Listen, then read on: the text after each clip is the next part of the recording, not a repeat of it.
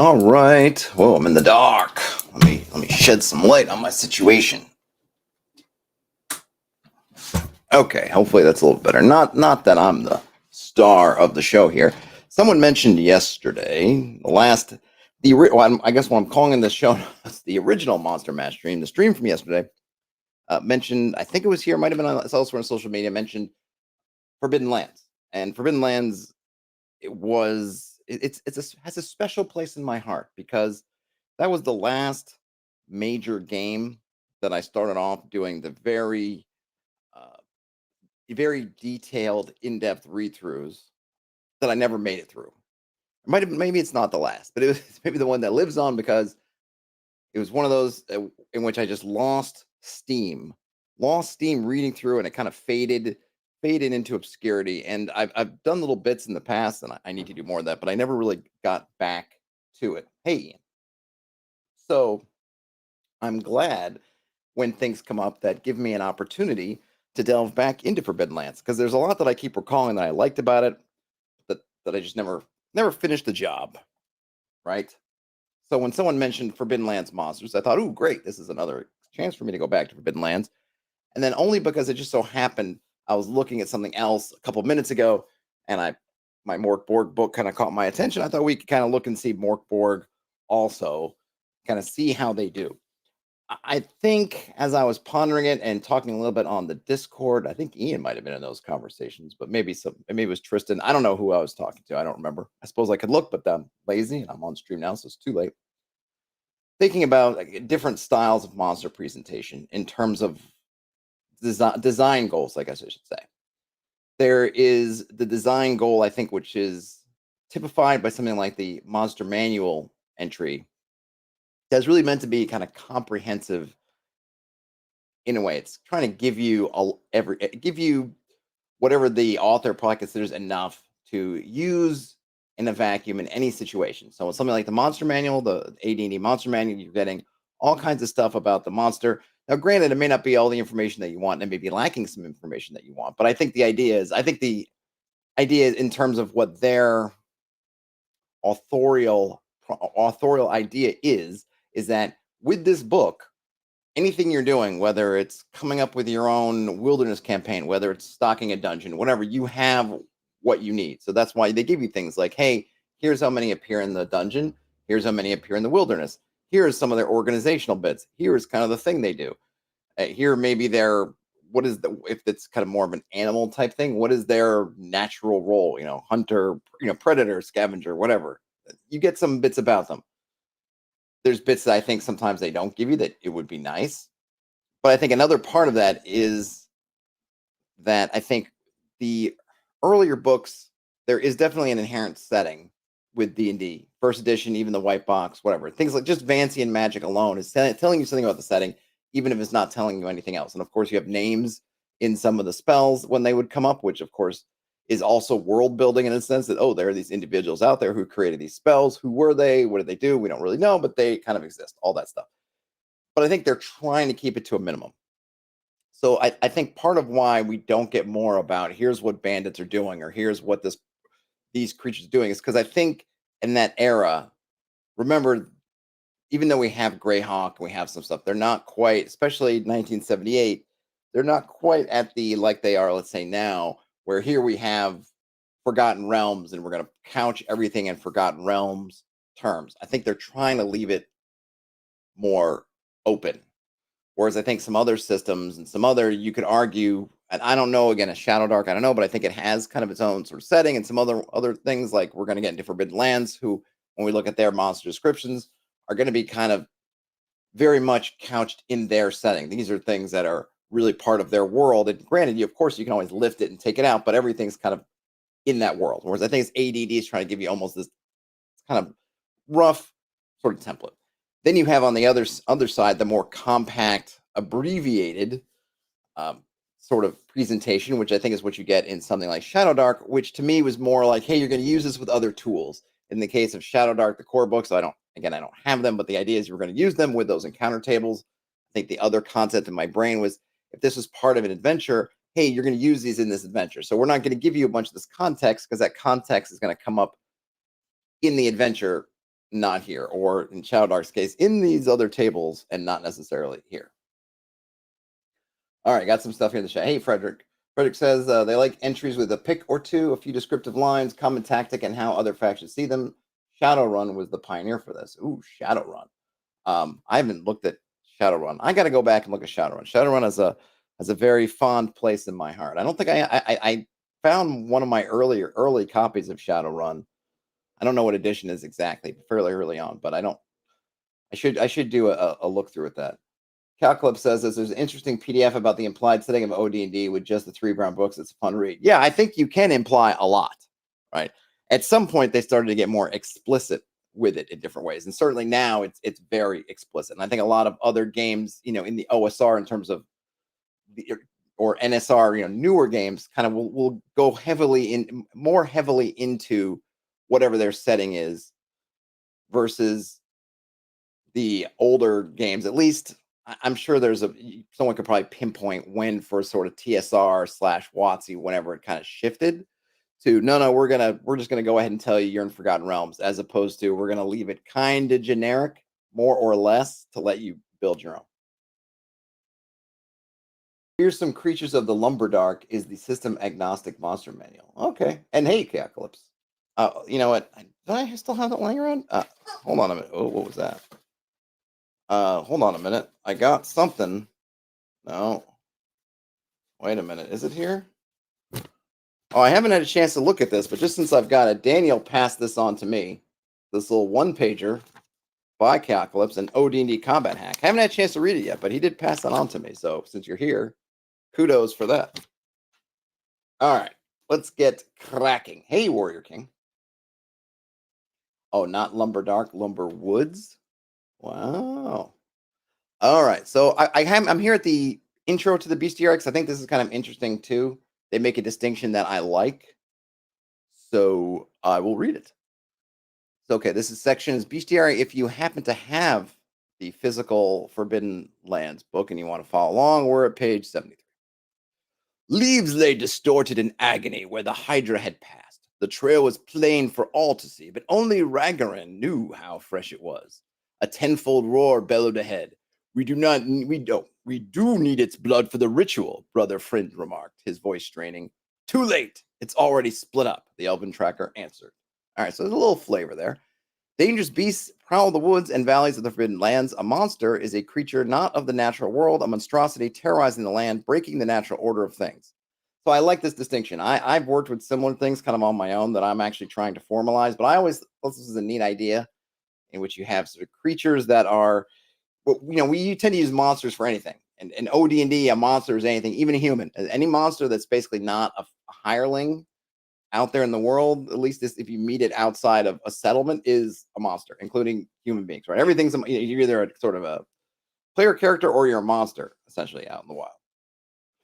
But I like this idea of kind of looking at different types of creatures differently, categorizing creatures, I guess. I also like, I have a soft spot for the sort of classic, or I don't even know when it started, the sort of, aberration versus undead versus monstrosity. I kind of thought those were interesting too. But even just having some kind of line declaring something being a monster different than something that is sort of native to the land. And you can have all kinds of weird stuff that's native to the land, but there is have some kind of demarcation. Is those things may be odd, but natural, and monsters are something unnatural.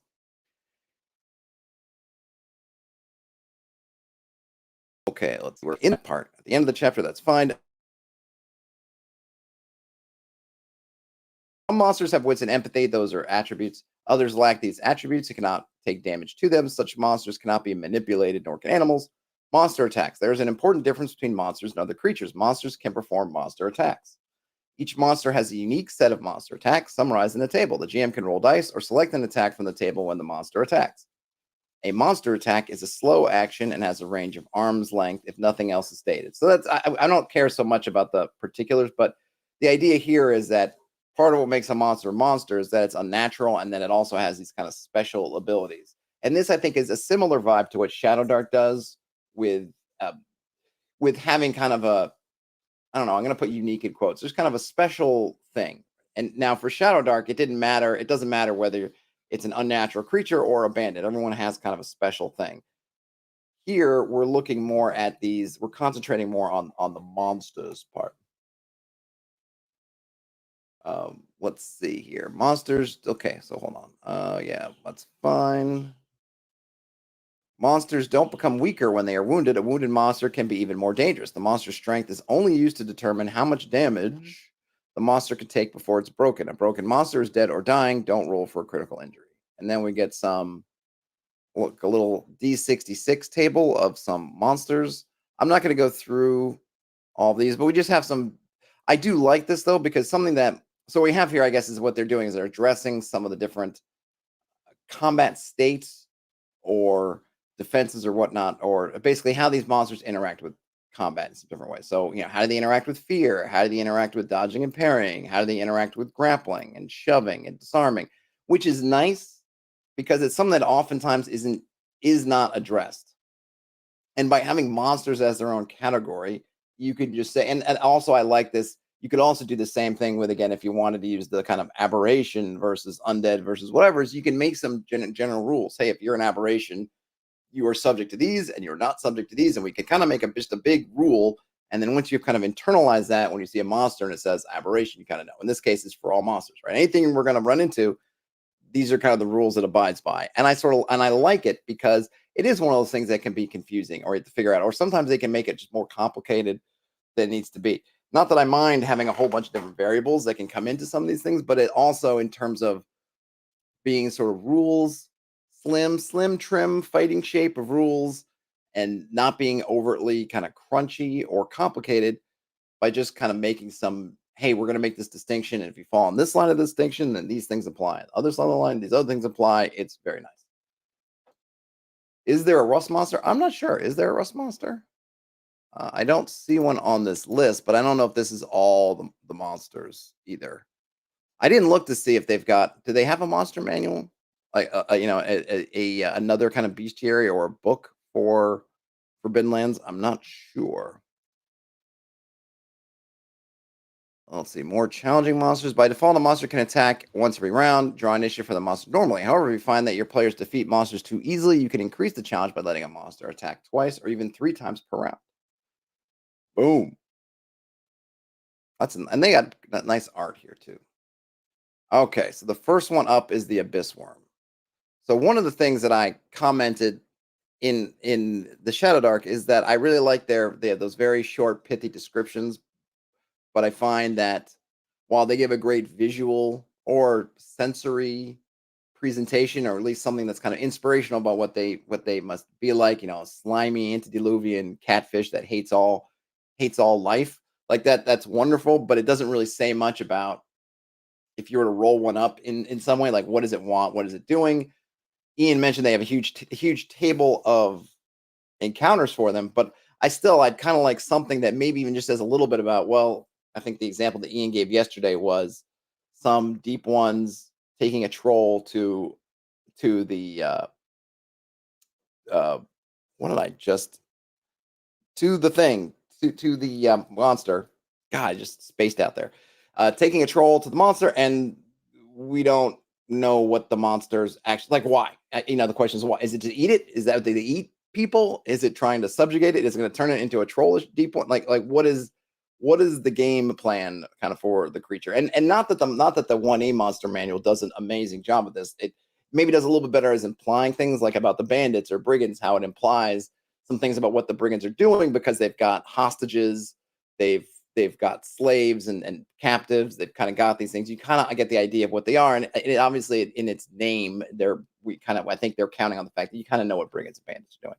For other creatures that are maybe off the beaten path, like a dryad, might be nice to know. And in fact, for the dryad, they did that has one of the better just little bits that kind of just says enough to know, like, oh, this is what a dryad does. So for Forbidden Lands, obviously we're getting a full. It seems like for each monster on here, they basically have a spread. And maybe I'll switch to the. Should I switch to the spread view? I kind of always end up zooming in, so I don't know if the spread view actually helps. But I will, just for giggles, we'll come here. So you get a nice spread. So on the one side, at least we have probably at least a half page of text. about the thing, and then we get all the abilities on the other page. So for the abyss worm, shortly after the demon flood, people began to vanish without a trace in the fields of the villages. Tools and the odd piece of clothing could be found lying on the ground with no signs of a struggle or even tracks in the mud. It was soon learned that it was the beasts known as abyss worms that had invaded the area. These predators, up to 12 meters long, slither by unnoticed under the ground. But while hunting, they can plow through the loose earth of the surface as fast as a horse can trot and are then seen as a wave of earth thundering along the ground. They can also be encountered in caves or mining shafts where they threaten miners. They pierce through solid stone but slowly, gnawing it and dissolving the rock with corrosive saliva. Abyss worms are blind but have pronounced senses that react to sounds and regular vibrations in the ground. For example, footsteps. The best way to protect oneself if hunted is to climb a tree or look for a cliff. The problem is that the attacks often come from below as a total surprise. In particularly affected areas, younger abyss worms are trapped and killed in large numbers by luring the animals into spear traps through drumming on the ground. Older worms are more difficult to fool and, besides, have plating so sturdy that only the wide maw is susceptible to attacks. Campsites can be secured by pouring lamp oil on the ground, which the worms hate. Let's see. Chaoclip says, rolling two encounters and random encounters and figuring out how they fit is a fun way to start an adventure or location, but does require more information on them to work well. Yes, either, and if you don't now, you're right, they do. And I think the more you kind of understand the monsters, and obviously, and this is one of the things that it's always that I don't want to say that struggle, but there's that push pull between, as authors of works, let's say, right? Do you know what this monster is? And that's why kind of the dryad was an interesting example. I think there's a bunch of folks from my generation who are all pretty comfortable, pretty much have an understanding. Not perfect. We're not, experts on Greek and Roman mythology. But we know enough about dryad to say, oh yeah, okay, well I get what the dryad is. There are a lot of younger folks, I think, that probably just don't have that background anymore. And I don't even mean this like I'm not trying to even say anything other than I think their entry into the kind of fantasy genres is coming from different places. When I was a kid, books of mythology was a big place where we learned lots of stuff. Now those books still exist. I don't know. I couldn't even be. I could mistaken that they're less popular than they used to be. But I get the sense that maybe people aren't. A lot of the younger folks just aren't into that right now, or they haven't discovered it yet, or whatever. So that from a certain point, you look back and say, "Oh yeah, dryad. We know what a dryad is. Everyone knows what a dryad is." And then you can look at another standpoint and say, "No, some people might not know what a dryad is." When you're trying to do something like Calclips talks about, taking two encounters and put them together, understanding what the dryad is and maybe what they want, what they do is important, right? Shadow Dark, and this might have been the case with some of their monsters, is drawing. Not that folks from the OSR don't enjoy, because I think a lot of folks in the OSR appreciate Shadow Dark and have backed it and everything else, but maybe pulling primarily from the 5e background, there are some monsters that they might not say anything too much about because they're sort of counting on or assuming that if you're coming from 5e, you probably know this monster and you know what it's about. And so we can kind of count on that and not have to give you the background, much like in, say, some games, those maybe older or whatever, they might do the same thing with a dryad and say, of course you know what a dryad is, or a troll. Oh, of course you know what a troll is, as opposed to like, no, let's kind of spell out a little bit. But yeah, the more complicated you're going to make your setups, the more it helps if you can have some kind of that context, whether it comes from the game and you're reading it or whether you bring it in from yourself to make this kind of thing. Back to the abyss worm. Now, you could probably write this in a leaner, meaner fashion. They're giving you this kind of background stuff. I tend to like this. I mentioned in the other stream that I feel like I have two parts of me. One is the kind of part where it's that almost, it would be what's the word I'm looking for? Nostalgic. When I was a kid and I would just pour over, there are lots of times where I had D&D in my possession and I would read it and reread it, but I didn't have an active game going on, or in between games, you just get the book and you just start reading through it and just reading all this stuff. And it all just seems to be inspiring. And all that stuff of just picturing in my mind, this scene of uh, farmers scattering as this big wave of earth comes rumbling towards them. And maybe their sinkholes are opening up and all kinds of, that I get that from this description, and I appreciate that. You could probably write it if you wanted to be just a lean, mean word cutting machine. You could probably cut this down quite a bit and still get a lot of that flavor across. I like that, and that's something that I think I wish maybe the Shadow Dark ones had a little bit. Like I wish all of them had it because it's like I said, it's not like the AD&D ones. It's very interesting to look at to think about what the creators intend for you because with AD&D, it does feel like they have very technical things that they want you to know, right?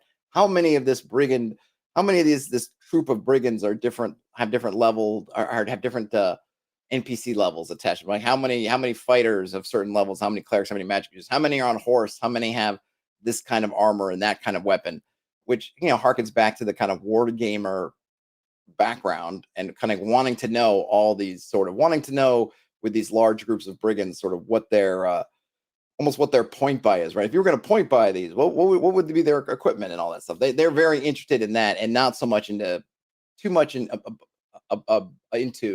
too much into what they're doing other than the implications that they're running around grabbing prisoners and stealing from things. Cal Club says Monsters and is an interesting terse approach to showcasing the OD&D bestiary. Yep, I've looked at Monsters or Monsters and yep, a little bit. And it veers on the edge of poetry, but it leaves such interesting gaps. Yes, I do like some of the things like becoming a dragon and those kind of things in Monsters and is nice. Hey Sam, welcome. I have some coffee here, but I kind of want some water, so I'm gonna drink some water for the working man. Okay, so we get some nice background. Kind of tells us what the context of these things, sort of what it feels like for one of these to show up. We don't get too much about what the worm does, but I think it's enough. Clearly, it's a predator. Clearly, it's fine eating people, and it's an abyss worm, so it's definitely unnatural. Maybe even it doesn't need to eat, but that's kind of its purpose. These are bad things that are doing bad things. And we have some attributes for the young worm and attributes for the old worm. We get a note here about the weak mouth cavity. An attack aimed at the mouth of the Evan Abyss worm suffers a -2 penalty, but if it hits, the worm is not protected by any armor. All right, so you have to suffer a penalty, but if you can get it in the mouth, then you can do that. And of course, fictional positioning is going to matter for this because if you're not looking into the mouth of the worm, then you can't get a shot into the mouth of the worm. Now, maybe the most interesting part of this. So we have these monsters attacks, which are a D6 table with different attacks, and as was noted in the introduction to the bestiary, you can either roll or pick. Of course, you could even if they told you must roll, you could always pick. But interesting choice. I think someone was mentioning that they like the rolling just because you don't know what you're going to get. The party doesn't know what they're going to get. And the nice thing about rolling too, if you want to look at it this way, is for folks who I like to talk about the kind of permission aspect that rules often give players and the GMs permissions to do things that it's not that the rules that ever tell you not to do, but sometimes you might feel reticent to do something if the rules didn't say anything because you might feel, oh, this is unfair. Oh, I don't want to do this. I don't want them to make them. I don't want them to feel that I'm against them. I don't want to target someone unfairly, even though in the fiction you'd think, oh yeah, they got the cleric clearly bleeding and almost knocked out. Like we should take care of that cleric, and you as the GM go, no, I don't want the cleric player to feel like I'm targeting them, so I have to do something else. These kinds of mechanics, such as rolling a die to see what attack you do, or say if you used a die to decide who a creature could attack, they relax some of that. I don't know if anxiety would be the right word. Some of that reticence, that hesitation to do the thing that part of you knows, like this is what in the fiction, if I was just going totally from what this creature or this person would do, they would totally do that thing. That makes complete sense. But other concerns may prevent me from acting accordingly. So now I'm going to roll on this die. And now if I get this attack, or if I get that it's going to target this person, I can do this all openly. I think this is how I have never seen. I mean, maybe people do it behind the screen, but I always like it when either if I'm GMing or I'm playing a game, the GM's just going to go, okay, I'm going to get the 6-sided die. All right, you're 1 to 2, you're 3 to 4, you're 5 to 6, and roll the die. And then you might feel unlucky because you were got twice, but you're not going to feel like the GM was out to get you because you saw how it occurred. And then you can even modify the dice. You could say, well, listen, Fred, you're in the front lines and it's kind of in front of you and they're sort of on the sides. So I'm going to make you, 3 to 6 and they're 1 and 2. Right. Okay. And then you can even agree on that. But there's that kind of permission. And I feel the same way with these dice things, these kind of dice mechanics. They just give you permission to be like, hey, it's okay. If you want to, if you want to feel like you're using the strongest attack over and over again, then roll the die and let the dice decide whether you use devouring attack twice in a row or whatever you do. Calclip says, I find it interesting that the book doesn't mention foreshadowing the attacks the round before. I wonder if that would be appropriate for some of the major ones. It might be. Well, let's read what these are. That would be an interesting approach, maybe to roll at the end of the monster's last turn to then set the next one so that you could kind of set it up. Though you probably want to be careful. It probably doesn't matter too much, right? But if you foreshadow it a bunch, I suppose you just got to know. I mean, I suppose it's probably good, right? The party is probably going to prepare to do for whatever happens, which is good because it might pull them out of position. Let's just see what they have and let's see how foreshadowable these are. So number 1 is Hideous Bite. With a roar, the worm throws itself against an adventurer and shuts its giant maw. Roll for the attack with 9. Okay, so I'm going to skip over the particulars because I don't care. So basically, with a roar, the worm throws itself against an adventurer and shuts its giant maw. Basically, it's this huge bite. So you have this roar thing. So you could totally, at the end of the round, if you rolled that, have it roar, and then maybe that would indicate, like, oh gosh, it's going to bite somebody. Oh, but you also have, I say that, but then you have Unearthly Roar. The beast lets out a horrible roar that strikes all adventurers within near range with a fear attack. Okay, so you probably have to differentiate. So this would be it roars, and then it's going to do that. If it does something else, maybe it chitters or sometimes opens its mouth really wide, or maybe its teeth start to vibrate, and then that would be the call out for this one. I really like that idea, though, the foreshadowable attacks. Some of these, at least the more animalistic creatures, because you got to think the more sentient, sapient creatures are not going to have obvious tells. But that could also be you could even have that be an ability. Like a ranger favored enemy thing that they will spot the tells. But I like it. Okay, so now the sky darkens. The giant worm rises into the sky and blocks the sun with its huge mass. Then it lets its body fall onto the adventurers to crush them. So that one you could have it start to pull up. Devouring attack. The beast attacks the adventurer with the highest strength and tries to devour her. So here's another one it just lets you off the hook. You probably want to attack the highest strength, get the strongest piece off the board. That's a very, not the only tactic, but that's certainly an understandable tactic. Try to remove the strongest piece off the board first, and then you can take out the weaker pieces. But whereas a party, this is something that becomes objectionable or can become objectionable. Well, it's going to depend on the game, and also it's going to depend on the players. I actually just read yesterday on someone on Reddit complaining about them feeling that the GM was unfairly them. And I was torn because it was a 5e game. It was a 5e complaint. It had to do with they had Sentinel. They had a bunch of stuff on it so that they were kind of a thorn. They could be kind of a thorn in the side of monsters. And so the GM had decided that monsters would want to get rid of this thorn part because you're attacking other things and they're doing the Sentinel bit and blah, blah, blah. And it's like, okay, let's just get rid of that guy. And it's interesting because I think that's it's a totally reasonable tactic. But until the first time somebody does that Sentinel thing and because that thorn in their side, assuming that they haven't met these people before, how do they know which one has a Sentinel? And there's the same kind of issue here with how do you know who has the highest strength? I mean, maybe they look bulkier. It's not always the bulkier person. It's the strongest one, whatever. But at least here it's kind of, it's in the attack. So it's not me picking on you because you have high strength. It's this worm who somehow, maybe they can smell it on you kind of thing. So again, having it in the ability, especially when it's not you could feel a little bit better about deploying it. Whereas if I just said, hey, who has the highest strength attacking you? Someone might feel like, hey, why are you gunning for me? Kind of thing. Sam says, better roll another cleric. Yep, you might have to roll another cleric. Keep rolling them clerics. Now we have a sweeping attack. The worm uses its long body to make a sweeping attack that hits all adventurers within range. All right. And then finally, the ground shatters. The abyss worm dives into the ground and uses its mass to shatter the ground around the adventurers. Ooh, I like that. So basically making a sinkhole. So one of these are very cool abilities.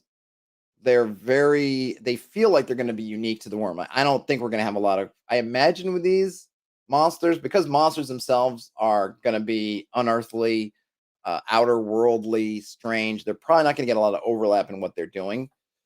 They're all slightly different, and you have 6. So within a combat, it's possible, depending on how things go, that you might that a party could run into a couple of these and not see all the different attacks, because you would need 6 rounds, which I think in most games like this, I don't know Forbidden Lands offhands, but in most non-modern games, at least, and I remember maybe like games outside of the Pathfinder 5e, the less complex, most, I guess maybe I should say most non-crunchy games, for most of them, 6 rounds is kind of a lot. It's certainly beyond what I would normally desire if I could plan about how long combats are going to take, regardless of outcome. 6 rounds is a lot. I would want to be in a 3 to 4 round range. I feel like 3 to 4 rounds, you get the sense of how the wind. I think by round 4, probably at the latest, you've got a sense of what's going on. And either at that point, you should cut bait and run, or surrender, or do something. Whether you're the party or you're a monster, you could, if you're the party and you're round 4 and you're clearly kicking their butt, maybe not all the rolls are going away, so they're not dead and dying yet, but you know that, okay, it's a matter of time, we're just going to grind them down, then we should probably just ask them to surrender, or if you can't, or if they're not animals or unintelligent things. And if you're the creatures, same thing. If you get to round 3 or 4, it doesn't look like you're putting a big real dent in the party, I feel like you should be looking for the exits. So which is cool is that you have these, the party's not going to know exactly what they're going to get, but I really do like that idea of foreshadowing them.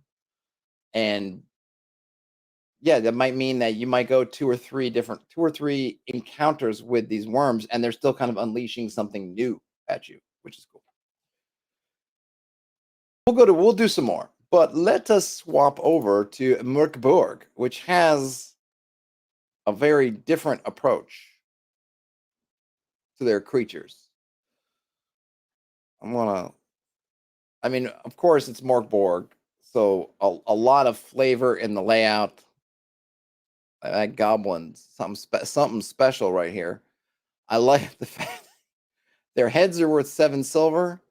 If you capture them, they're worth 150. And if you, I guess, if you don't get their head, but you just bring back, I guess, some proof of death, you can get 20 silver, which it's right. They're not explicitly saying something, but they're definitely strongly implying that there is trade in goblin parts. If it's only because they're considered vermin, and they, the powers that are in different places just want them extinguished, and so just do it or what, right? They're not telling you flat out like, yes, there is trade in goblin parts, and if you take these here, you'll get no. But just by putting values on there for everyone to see means that someone's going to look at that. Your GM's going to go, huh, heads are worth 10 silver. All right, well, that tells us something. Oh, captured goblins worth 150. So maybe if I'm running a plot and this is what's going on in the situation, then, well, maybe they'll have some captured goblins around, right? Or there'll be a pile of dead goblins with bits hacked off so that they can be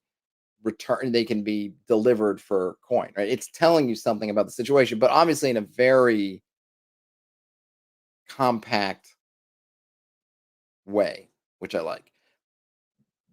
The problem can be with this, especially when it's not done well, is that you just obfuscate whatever the heck you're trying to say. If you're reading it, that they've tried to be so clever with how they're making it and so compact and whatever, that it's all you might get some great flavor, but you don't really have any idea what the actual intent is of the thing. Yes, Calclip says, love how goblins are so different in Mork Borg. Absolutely. So I'm going to zoom in here and let's read the curse. So we do get a stat block down here. Very simple. And then here's the meat of it. All goblins carry a curse. Once like you, they are now trapped in the prison of their crazed goblin flesh. Only their eyes reveal the truth.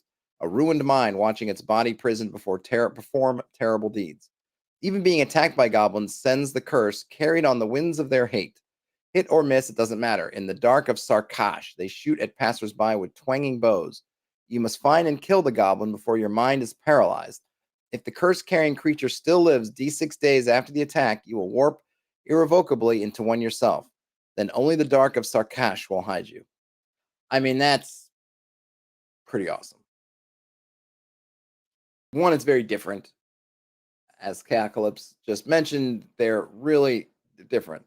The fact that the goblin just kind of has to encounter you, and if you don't kill it in some number of days that you don't know, though I might let the players roll because that just seems too much of there's I can see how you want to keep it secret. I think I would want the players to roll and know, oh, you've got 3 days. Like you can feel it in your bones. Something you're starting to grow out a nose like the tip of a shark kind of thing. Your face is transforming. You're actually, I guess it's kind of really a shark head. At least it kind of, I forget what kind of shark it basically has this full head shape, but it's amazing. And not a whole bunch of text, right? It's not all there, but it tells you so much about them. They don't, the goblins, their minds are there, but they're trapped. They can just look out as their bodies just kind of doing these horrible things, presumably just to make more goblins. And it's a curse. And that's kind of all I think for them. They've just sort of said that's kind of all you need to know. They're cursed. It seems like their only thing is to make more goblins, I guess. And yeah, you better go find them. Oh, goblin shark. Well, there you go. I should have thought about that.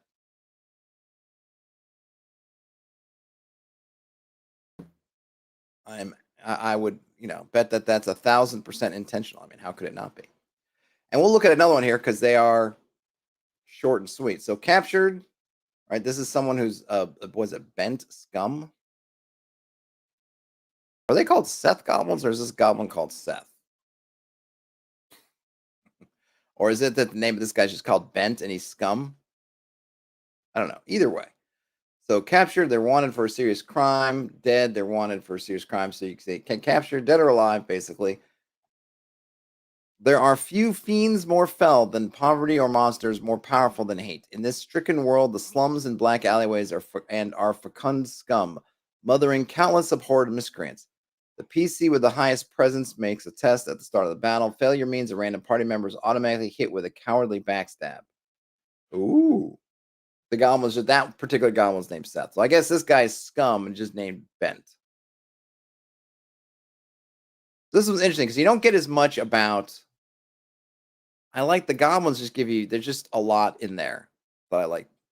Granted, I think depending on the monster, you can get away with stuff, right? It's a curse. So you don't have to answer questions like, well, how do they eat or how do they drink or what do they do in the world? Like, it doesn't matter. They're cursed. That the curse is magical. They're trapped doing this thing. Kind of that's it. This guy I wouldn't mind if they gave us a little bit more. I like this paragraph, super flavorful. There are few fiends more fell, and a great alliteration. There are few fiends more fell than poverty, or monsters more powerful than hate. In this stricken world, the slums and black alleyways are fecund scum. That's another what a great turn of phrase. Mothering countless abhorred miscreants. More M's, monsters, more miscreants. Fecund, countless, stricken, black. Lots of great things there. But then you only just get the fact that they're backstabbing you.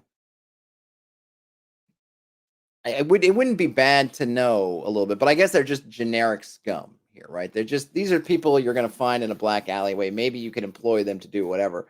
That would be kind of cool. That would be something I could see added up here. Like, what could you employ? What could this scum be doing? What do they do for work? I guess it could be they just assassinate people. I guess that could be it. Though I feel like maybe even that would be hire to kill, right? Hired to kill for this much would be kind of a fun sort of thing. I'll do a couple more, then I'll switch back to Forbidden Lands. This guy looks like an angry Sasquatch let's learn how to use weapons. A berserker. Captured. Because I really like the blood per liter. Boy, that's intriguing, isn't it? So berserkers, they're on you, as if from nowhere, a frenzied ambush in dusty hallways and from behind the stacked black stones of catacombs.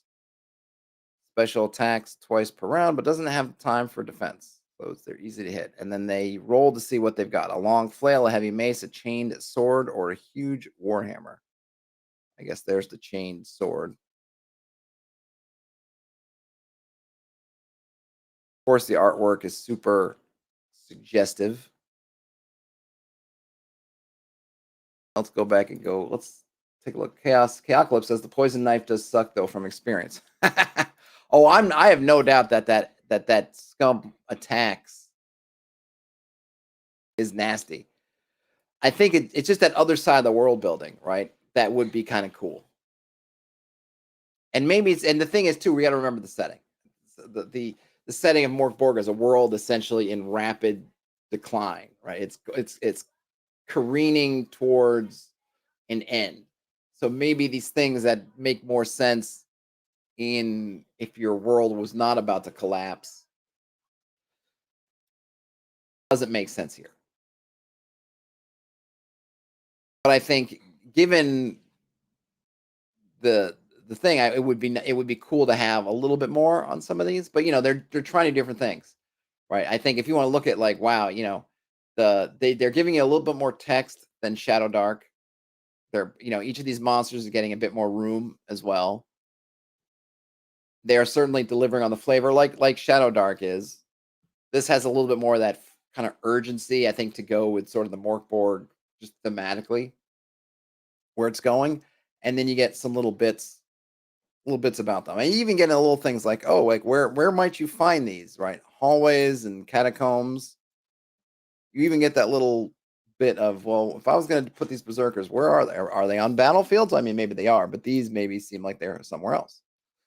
Maybe these are ones you might find different, in those urban or interior environs. Soylent Green is made of goblins. I mean, that would be one use for them. Is it a spoiler at this point to talk about what Soylent Green is made of? Awesome movie, by the way. If for anyone who hasn't seen Soylent Green and maybe only heard about it through, gosh, even the SNL sketch where who was it? Was it Hartman in kind of dressed up as what's his name from Soylent Green running around saying that the tagline. It's a great movie. Charlton Heston. I feel like it's kind of highly underrated. The last film of the great Edward G. Robinson, also. So now let's go to a weird one. Or not, I don't know if it's weird. They're all kind of weird. Chaoclip says there's an adventure called Goblin Grinder, but they never put two and two together in regards to Soylent Green. Oh. You think that, I don't know the adventure. Was that the intention that they're grinding up goblins and making food? So just for folks, and I feel like Soylent Green is it was kind of prescient in many ways. So I'm going to spoilers. So spoilers for Soylent Green because I'm talking about it and not knowing a bunch of folks, and I don't even know where it's available to see it. And it's a 50, 40-year-old movie, mid 70s, I want to say it came out. So it's getting on to 40 some odd years. In Soylent Green takes place in, I'm sure at this point we've probably passed where Soylent Green takes place, but when it came out, it was a science fiction film, a futuristic film taking place somewhere in the future, probably in like 2010 or something. I don't even know. I'm going to look it up really quick because you know what? Why not? Let's see. So it came out in 1973. Okay, so it's 51 years old. Takes place in 2022. Basically, overpopulation and global warming have just brought mankind to the edge, to the point that all the green things are basically gone. And just the kind of stuff that we buy in the supermarket are just supreme delicacies that only a very few can afford. And in this landscape or in this society, lots of things have kind of fallen by the wayside. They don't have, it's really kind of a fascinating alternate look because we don't know. Obviously, computers were a thing in the early 70s, and I think it was based on a book. I don't know when the book was written, but in any case, computers don't really exist, but they have people they call books, and that people who still know. Not I don't think that the main people can't read, But the concept of the book was someone who does the research and does a lot of that stuff that we would now do with computers, AI, are done by people. And they're all older people. Edward G. Robinson is one of these books. And Charlton Heston plays a cop. And essentially, if you, gosh, I'm going to compare it to another movie that everybody should know, but it has this kind of Chinatown aspect to it where things are happening. There's a conspiracy that's happening. And Charlton Heston finds himself in the middle of it, trying to solve it. And what it seems to boil down to is that these certain individuals, wealthy individuals, or at least one wealthy individual, was silenced. And why? What's going on? And as they unravel that mystery, hey, Brian, as they unravel that mystery, it comes in, it has to do with this Soylent Corporation. I don't know if it's a government thing, or I think it might be a private company. In any case, this idea of Soylent, and Soylent's been going through these different types of foods, but as they're showing in the movie, they're introducing this new food called Soylent Green, which is supposed to finally be not necessarily a superfood, but sort of be sustain folks. This is going to be the food. This is the new thing. Soylent Green, Soylent Green, Soylent Green. It's coming. So the movie is them trying to unravel the mystery of this murder, which then leads to this broader mystery, or trying to solve that murder. They come embroiled in this mystery about Soylent and ultimately what the truth of this Soylent Green stuff is. And of course, the big moment in where Charlton Heston comes in, he's been injured, and he's got his sash on, and he's coming forward to try to. I think they're trying to silence him, or maybe they're Soylent Green. It's made of people. And of course, it's a great kind of moment. He has this kind of 70s acting vibe. I think it actually works in this movie, but I think it can appear to be a little bit comical, especially when you watch it out of context. But it's a great movie. And the idea was they were taking old people, and Edward G. Robinson is one of these older people, or not just any, he's not even old people. If you were disaffected, they basically are using kind of a euthanasia pitch in which they will euthanize you, and then you get converted to Soylent Green. So if you get tired of living in this new hellscape of a reality we live in, you can go to the Soylent Green place where they will show you kind of the world as it was, which Edward G. Robinson still remembers firsthand. I think Charlton Heston, he's not a young man at this point. I think he's at that point, maybe he just remembers it from when he's a little kid, or he has fleeting memories of it, but there are even younger people who don't know at all anything about what our world is even now. Nothing, actual cows and wildlife out in the woods, green, rain, water, rivers, all this stuff that's basically gone. And so what they would do is they will give you they'll put you to sleep essentially, and while you're sort of fading out, you get to see the world you get to remember the world as it was, or maybe even if you're a younger person decide to go through this, that you get to see the world as it was before you're born. It's kind of an idealized version of the world, and it's a great movie. I definitely recommend you go see it. It's that and the Planet of the Apes, the original one, and some of the Omega Man's another kind of good one. But Soylent Green, definitely worth watching. If you only kind of heard about it through the memeing or through the jokes or through this SNL stuff, they're funny, but the movie actually is good.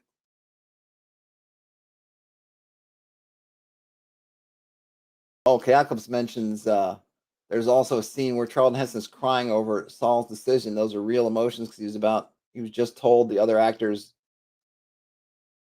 Oh, I didn't know that. Wow. Yeah, because Edward G. Robinson was sick. Edward G. Robinson's a really interesting. I don't want to get sidetracked too far, but he was if you haven't heard of his name, he was big in the gangster movies. He was the guy, if you ever seen the Bugs Bunny, where there's like the little gangsters going like, yeah, there's like that kind of gangster. One of them was James Cagney, one of those archetypes for those gangster characters that Bugs Bunny run into. But another one was Edward G. Robinson. He was big in those movies in the 30s, and probably in the 40s too. He got blackballed through he would not name names. He was a stand-up dude in the 50s with McCarthyism. He wouldn't name names, and he was blackballed for the 50s up until I think the 60s or 70s. He didn't work. And I don't know how many roles he was able to do kind of later in life. This was his last film. He was also a really big art collector, really, really interesting guy. One of these guys is just a bummed out. Seems like a really fascinating person. Seems like it was a wonderful individual. And because he was a stand-up guy, he basically got shut out of working for 20 years or so. So pour a little out for Edward G. Robinson, a really special. And he had one of his actors that was kind of one of a kind. There hasn't been another. There are these, actors you run into now and again. Not that they're like super handsome or anything, but they've just kind of got a look. They've got a voice. They just got something about them. They're just kind of one of one. Humphrey Bogart was a one of one. Edward G. Robinson was definitely also a one of one. Right? What is in Fear and Loathing in Las Vegas? He says, with God's own prototype. That's definitely Edward G was definitely one of those prototypes that you just got one of. Just got one of them. All right, the bloodling. Bloodlings are gaseous demons normally appearing only at night, spreading out as red blood mist or condensing into predatory shapes. It remains unclear whether the mist is part of the demons or an environment created by them. When a victim enters the fog, one or several demons will gather and attack with limbs sharp enough to chop the head off a human or gut him with one fell stroke. Killed prey is chopped into pieces and eaten or scattered. Sporadic survivors claim to have seen vague humanoid shapes turn into beasts, signaling shape-shifting abilities. As the demon flood ended the Alder Wars, blood mist covered Ravenland for generations, and few dared venture from their homes. Some claim the blood mist to be the vaporized blood of Skull, the murdered goddess of revenge, while others call it the breath of Hemi. The mist, as such, seems to be immune to attacks, but is said to disperse in bright light. Manifest demons supposedly are vulnerable to copper blades. All right, so part of the thing here is, right, the Forbidden Lands is not trying to give you generic monsters. So all these monsters are going to be very much a part of the Forbidden Lands setting and imbued with Forbidden Lands lore, which I like a lot. And I think unless you're really trying to make a generic book, and I'm not sure why you would at this point, given that we have tons of generic kind of books, I like this because you can always genericize this. If I just wanted to pull this into my OSR game and just say, oh man, bloodlings, right? I could easily, okay, I don't have demon floods, whatever, but I just got this blood mist rolling around. These guys are, this thing's happening. Like, that's awesome. But of course, if I'm running Forbidden Lands game, then this stuff is really good, including, again, implied, right? But you get these nice, not implied necessarily, but you kind of dig it out, but it's there. It's kind of, well, what might the remains look like after a bloodling attack? Chopped pieces and bits scattered about. Perfect. That's what you might see if you were to arrive on the scene, 5 minutes after a bloodling attack. And then we also get some things about the mist and kind of what happens. Really nice. And then, of course, we get the attributes, and they're incorporeal and they're sensitive to light. Chaocalypse, 1 a.m. All right. Well, Joanne, thanks for hanging out so late. So you must be across the world. I'd never even realized. So where is it at 1 a.m. right now? Are you in? You must be in the Asia, Australia, India. Well, wherever you are, enjoy your night. Have a good rest. Thanks for hanging out. Brian says, "Whose blood mist is this? Whose blood mist is this? Where's my super suit? Oh, Singapore. Nice. Someplace I would love to go, but have not yet been." All right, let's look at their attacks here. So we got monster attacks. Slashing thrust. The bloodling uses its arm to slash an adventurer. Whirlwind attack. The demon lets its arm sweep around it and hit everyone within arm's length. Double stab. The bloodling suddenly appears between two adventurers and tries to impale both of them on their arms. Horrible mist. Each adventurer within range is engulfed by the blood mist.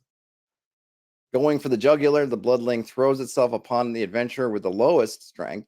So it's really interesting that some things will attack you with the lowest strength and some with the highest strength. So I kind of feel like I maybe want to be in the middle. How about middle strength? Put me in the middle. See, if you're the nail that sticks out far enough, you get hammered down. And I guess if you're too far in, you get pried out. But if you're just flush with the board, you might be safe.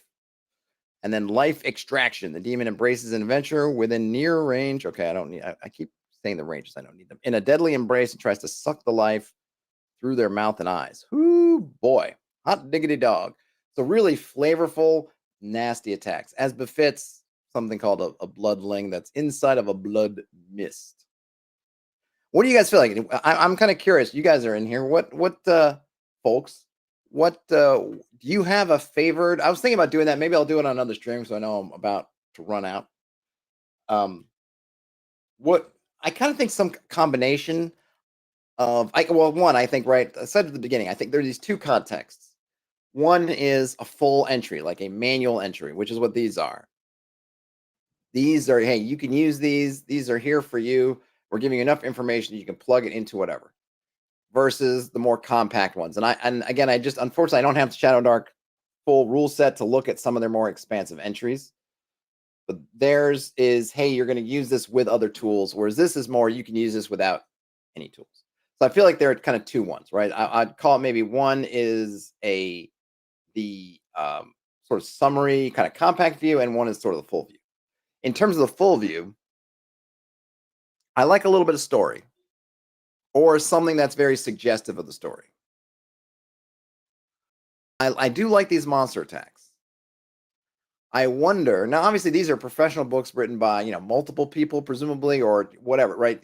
I could see how, as wonderful as this is, if you were going to make a bunch of monsters in this vein, it could get hard to think of 6 things for every monster. Maybe not every monster has 6 things. I'll be curious to see if some of these have less, and they do like 1 to 2 is this, 3 to 4 is this. So there's definitely, and just in terms of the making of them, not so much if you're buying an existing product, but in the making of them, you certainly want to think about some different things, which may mean that you concentrate on monsters that are more weird, because the weirder monsters are going to have more stuff to do. Whereas if it's mundane, either you'll just dismiss or have mundane as sort of different category that doesn't use these, or something else, right? You want to, I feel like the more of this specialty stuff, then it's going to mean maybe the number of monsters I'm apt to create is going to be lesser. Brian says, I like compact blocks, and maybe there's description added to its attacks. Can pack those description with some flavor. Yep, I would agree with that. So here we get demons, where you get to roll for some demon forms, and that kind of tells you something about their different abilities. Great picture. Oh, this one. So you got a whole demon. So this is nice, because this is the gift that keeps on giving. So we get this demon one. You can roll up all kinds of different demons. They have their own attacks, or how do you do attacks? Demon's weaknesses, demon attacks, roll twice. Interesting. How come they only get 2? Everyone else gets 6.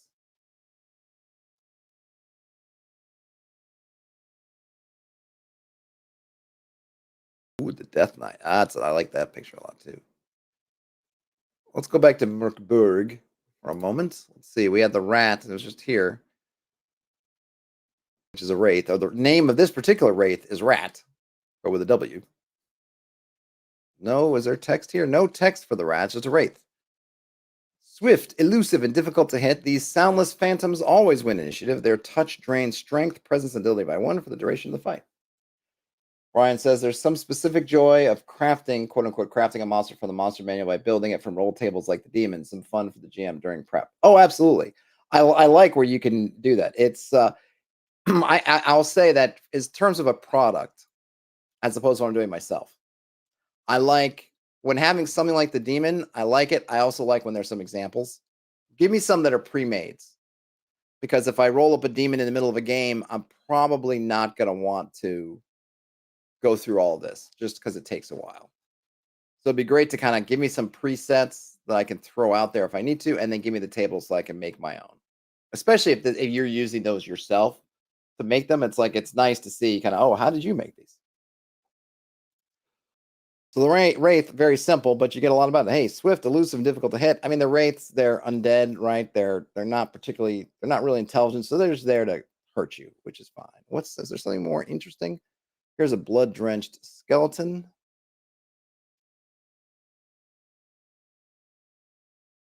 Skulks about, impossibly soundless, attacks by surprise. See, that's nice. You just get some little bits, right? It doesn't take a lot of sentence. It doesn't take a lot of, there's not a lot of verbiage here. But you automatically, if you roll this up on a random encounter table, you automatically get some ideas about this. Okay, they're skulking about. They're soundless. They attack by surprise. So that's what I'm going to try to do as the GM. They're going to try to find a spot where they can surprise, and then they're going to surprise. can mimic voices to lure victims, but can only repeat what it has heard. Attacks on them with piercing weapons are less effective. And then if you just do 5 or more damage, they're destroyed. And I think the reason why we don't get as much explanation on some of these is because they're not different. Like their goblins are very different. So if you want people to really get that, you have to kind of spell it out more. So they spell it out more. For these other ones that seem to be, I think that they're more, you kind of get it, then they're not giving it to you. So I think they're thinking is, you know what scum is. And so it's more important that we give you this stuff about the combat thing, because that's important. How they operate, because that's how you're gonna encounter them. You're gonna encounter them. This is it. They're gonna make a presence check, otherwise they're kind of hidden and they're gonna stab you, kind of thing, right? The wraiths, I think their understanding is, you know what a wraith is, a ghost, whatever, a spirit. Okay, boom. Berserkers, they're figuring you know what those are. Boom. Skeletons, you know what those are, but we're gonna give you this bit about it because it's important for us as players, or really GMs, to know how we should run them. Same thing with a lich. I think they're assuming we kind of know what a lich is. They're not giving it to us. And then, look at this. We'll read the troll one. And I don't know why has anyone played Mork Borg where people really go for this kind of doing a monster hunter kind of routine? Because they really sort of have it.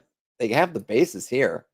You could add a little bit more if you wanted to get into monster bits, if you want to get more into harvesting. But I mean, you could do some campaigning where you're going after these fees, going around to different towns, looking for rumors of what monsters they fought and then hunting them down. In kind of the classic OSR, you would do that to try to find their lairs potentially and their hordes. But this is giving you just values for the creatures. Now, if you're going to use this in a non-Mork Borg, you'd need to change these numbers for them to make sense. Otherwise, it just wouldn't be economical. But you could have some fun with that. Brian says they've never morked a Borg. I have. I played in a. It was a one shot. I talked about it. What was it? It was a PAX. I think it was a PAX East. It was a lot of fun. It wasn't as. I don't know if they. It's interesting, I think, because we played a one shot. It's a con game, right? And that meant that it's interesting, I guess, I think, because the apocalyptic, the world's coming to an end, it doesn't quite hit so hard, I think, and as hard as in an extended game, as a one shot that say the world's ending, because it doesn't matter meta wise, because we're only playing for one game. So if the world's ending at the end of the game session, okay. If the world's not ending at the end of the game session, okay. But if we were playing something with more sessions attached to it, then you'd get more of that ramping doom, and I feel like you'd get more of that impact. And then maybe if you had an associated goal, like, we had a goal, I think it was to get somewhere before everything happened, but we're in the one shot, so we're in that goal anyway. But I feel like over a couple of sessions, that the world's ending, can you get or do X before the world ends, becomes more of a thing, which is just kind of interesting. That particular aspect of Mork Borg, I don't think plays as well in a one shot, just because we know the game's ending at the end of the one shot. So if this world that we're only participating in for 3 hours ends at the end of the 3 hours, it's like, okay, because like we were going to end anyway. Whereas if it was in something that was more extended, it might make more of a difference. Does that make sense?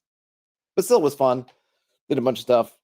We all survived, actually. I think at least up until the end, we all made it to the end, which was cool.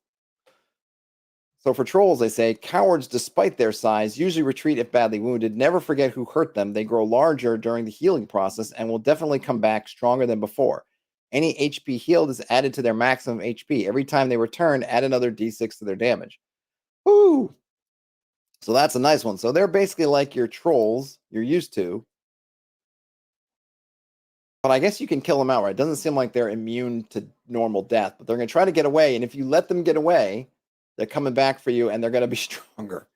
So which means that the harder you get them hurt, right? The more hurt you get them, if you let them go, or if they manage to escape, then that just makes them all the worse, which is pretty awesome. So it's another one like that goblin where you really need to be aware, because it's coming for you.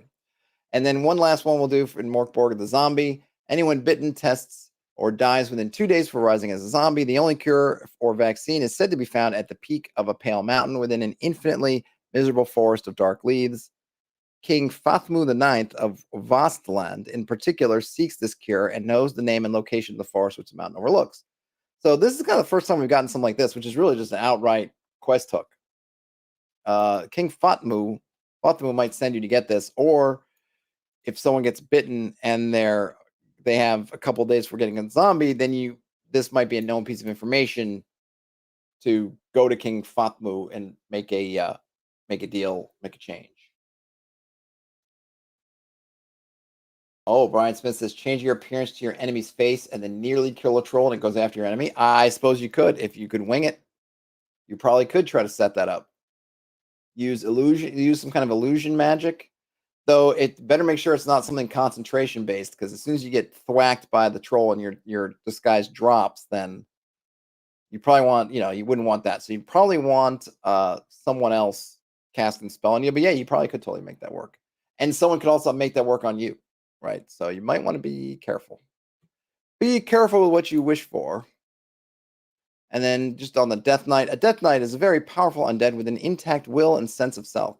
Both men and women may become Death Knights. If the person knew magic in life, these skills remain, but any healing or life-supporting spellcasting is perverted. Magic-wielding Death Knights are often referred to as liches. Death Knights, as a rule, lead forces of undead followers since they automatically command lesser undead.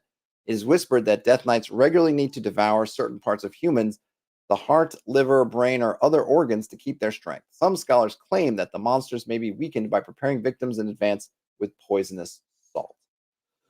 Oh, yes. So give it some victims, but add poisonous salts. And then they've got a power attack. In Deathly Silence, the Death Knight swings its weapon in a powerful attack against an adventurer. Unholy Roar, the Death Knight's decomposed skull contorts and an unnatural scream sounds from its dead throat.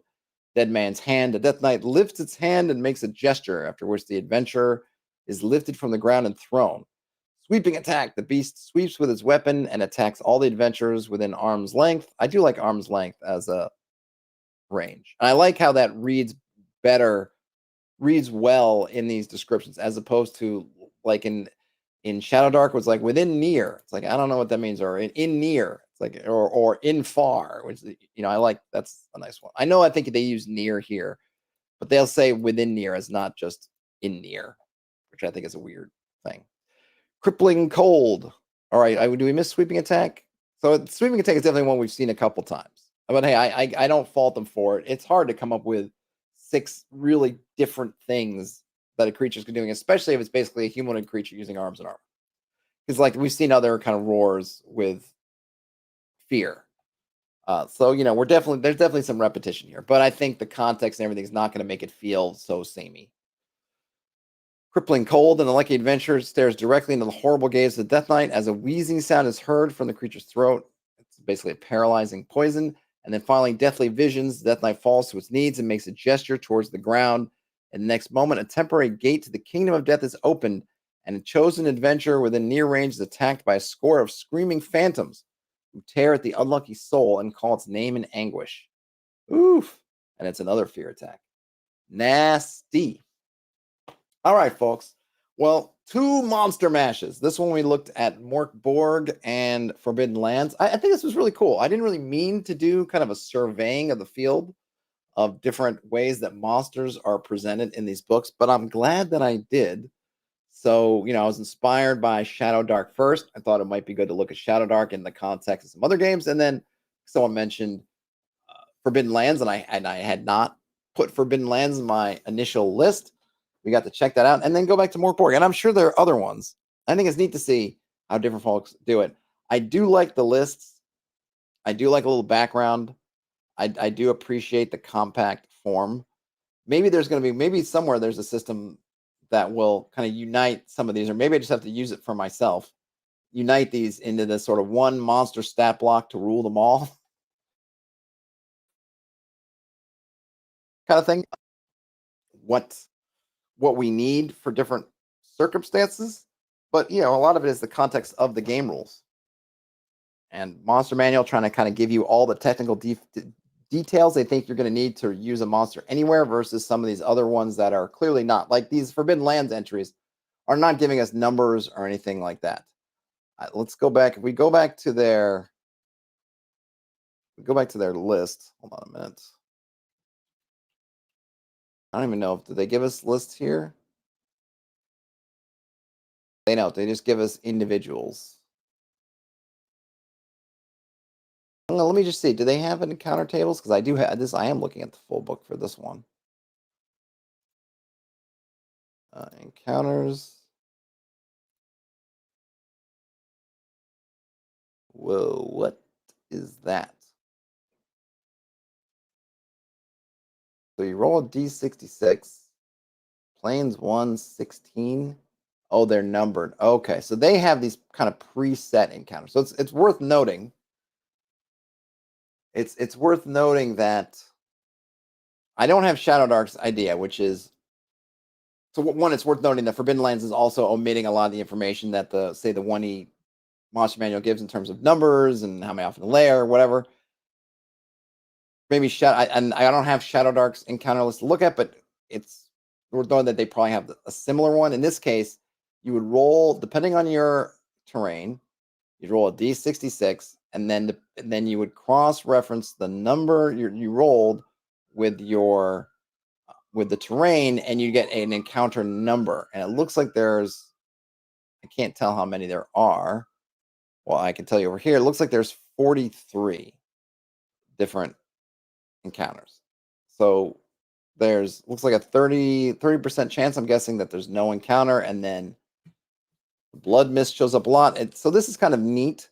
So we'll read one of these and see what we get. This is one's called, let's look at the dwarf balloon pilot. So these are obviously, it would appear, not all combat encounters, which is good. Their encounters shouldn't just be combat, it should be all kinds of stuff.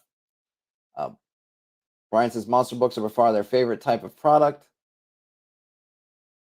He'd be chuffed if it kept on rolling with them. Well, if there's more kind of, I don't know, if unique or interesting stuff to do, I'm happy to. I think maybe the next thing I'll do is I want to make my own monster block template. So maybe that'll be the next step. At the distance, the balloon. So I guess spoilers for Forbidden Lands. The dwarf balloon pilot. At the distance, you spot a green cocoon up in a tree. When you get closer, you see that it is an air balloon stuck at the top of the tree. The dwarf Andred disavowed the god Huge after a tunnel collapse killed his family. Andred was on the other side of the collapse. He heard their screams and how they suffocated one after another. Oh my God, that's pretty dark. Since then, he refuses to set his feet on the ground, and he travels over the Forbidden Lands in his hot air balloon.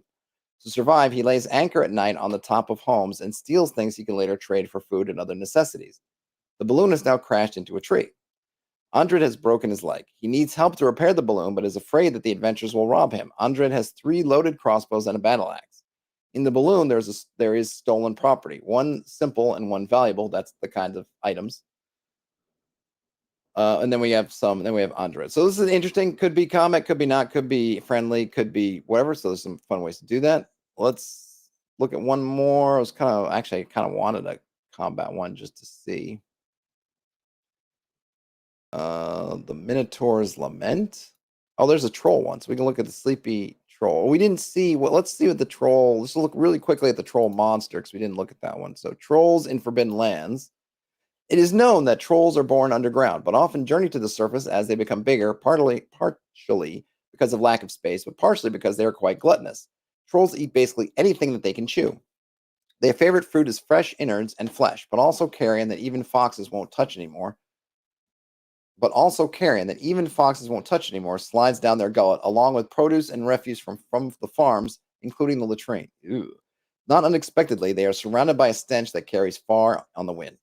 Trolls aren't entirely unintelligent. They can use simple weapons and tools and can communicate through grunts, but appear to lack any form of self-preservation or fear. The creatures are very strong and robust, with thick and leathery skin and incomparable regeneration that allows them to heal even critical injuries in a couple of minutes. They are, however, sensitive to glaring light and avoid direct sunlight. Some trolls gorge themselves until they are so large and round that they more often than not resemble rolling stone boulders rather than living creatures, like the missing piece. It's by Shel Silverstein. Maybe that's about a troll. I didn't know.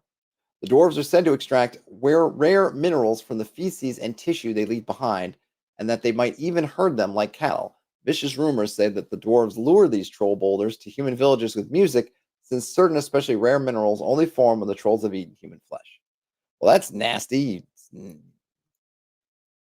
Bad, bad dwarves.